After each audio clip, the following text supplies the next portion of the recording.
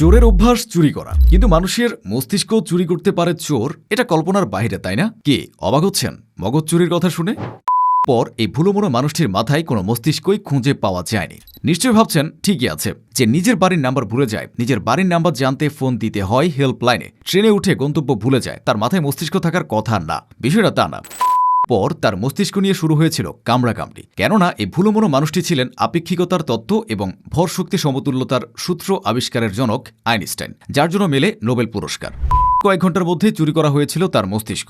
এই কাজটি করেছিলেন টমাস হার্বে নামের এক ব্যক্তি। তিনি ছিলেন প্রিন্সটন হাসপাতালের প্যাথোলজিস্ট গবেষক। 1955 সালের 18 এপ্রিল অসুস্থ হয়ে ওই হাসপাতালে ভর্তি হন আইনস্টাইন এবং করেন। আইনস্টাইনের কারণ বের করার দায়িত্ব পড়েছিল তার কাঁধে।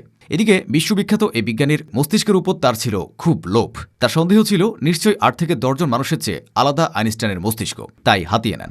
তো 7 ঘন্টার মধ্যে বিজ্ঞানীর মাথা থেকে বের করে নেন মস্তিষ্ক।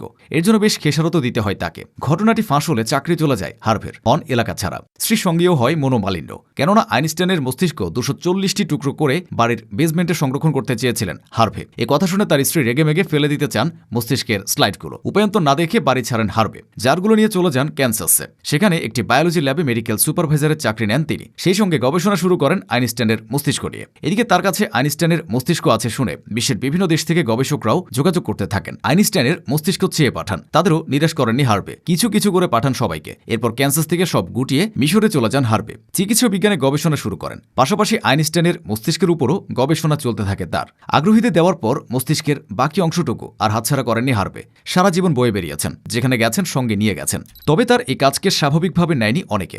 অধিকাংশই পাগলের কর্মকাণ্ড বলে হাসাহাসি করেছেন। সেসব কানে নেননি হার্ভে, কারণ তিনি বিশ্বাস করতেন আইনস্টাইনের মস্তিষ্কে নিশ্চয়ই অদ্ভুত কিছু আছে যা সাধারণ মানুষের মস্তিষ্কে নেই। তার ধারণা সত্যি হয়। আইনস্টাইনের মস্তিষ্ক নিয়ে গবেষণা করা বিভিন্ন গবেষকদের ফলাফল থেকে জানা যায় সাধারণ মানুষ থেকে আসলেই আলাদা আইনস্টাইনের মস্তিষ্ক। অন্যদের আইকিউ গড়ে যেখানে 90 থেকে 110-এর মধ্যে থাকে, আইনস্টাইনের আইকিউ সেখানে ছিল 160 থেকে 190। আকারেও ছিল ভিন্নতা। সাধারণ মানুষের তুলনায় তার মস্তিষ্ক ছিল অনেক ছোট। এছাড়া মানুষের মস্তিষ্কের যে অংশ ভাষা ও গাণিতিক দক্ষতা নিয়ন্ত্রণ করে, সে ইনফেরিয়র প্যারাটাইল অংশ সাধারণ মানুষের চেয়ে 25 ভাগ বড় ছিল আইনস্টাইনের। সবচেয়ে বড় পার্থক্যটি ছিল আইনস্টাইনের ব্রেন তার তুলনায় কম বয়সীদের মতো আচরণ করত। তার বয়সে আরও 11 জনের সঙ্গে তুলনা করলে দেখা যায় তার মস্তিষ্কের নিউরন ও গ্লিয়ার কোষের অনুপাত অনেক বেশি। এরপরও শেষ হয়নি আইনস্টাইনের মস্তিষ্ক নিয়ে রহস্য। কেননা হার্ভে ঠিক কি মনে করে, কোন উদ্দেশ্যে আইনস্টাইনের মস্তিষ্ক চুরি করেছিলেন তা আজও অজানা। এখন আর জানাও সম্ভব না, কেননা 2007 সালে মস্তিষ্ক চোর হার্ভে।